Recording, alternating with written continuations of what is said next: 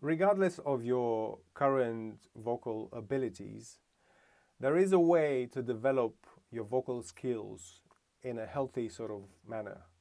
And it's to do with singing quietly. There is a technical explanation for why that is true, but I won't go into that because it would mean to be talking for hours. You can email me directly, by the way. There's a link in my bio, and I'm happy to help you directly. But keep at the back of your mind, singing quietly is actually quite difficult, but you can build up from a very specific point. And that point is if you were to imitate a scream, the sound that you'd be making wouldn't be as loud as the actual scream, but in terms of pitch, it would be about the same sort of range. So, for example,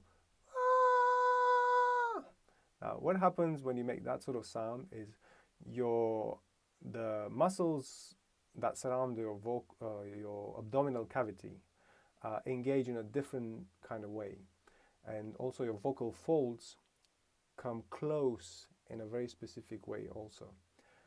In terms of vocal cords moving, there is a sweet spot between the point where your vocal folds come closed fully together and where they open too wide.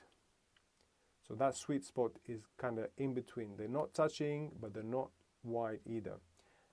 And that saves air, first of all. It requires more effort from your muscles, there's so many different muscles, but generally speaking, the muscles that surround your thorax. So there's a lot more effort required from those muscles, and you're saving air. And the sound is kind of weak in terms of volume, but it's the purest sound that you can make. So in terms of sound wave, it's getting a bit too technical now and a bit too wordy, but you want your sound to be as close to the pure tone, the idea of a pure tone, as possible. Most of the time, obviously, you alternate between the different qualities of sound. But in general, you want your sound to be as close to that pure tone, to the idea of a pure tone.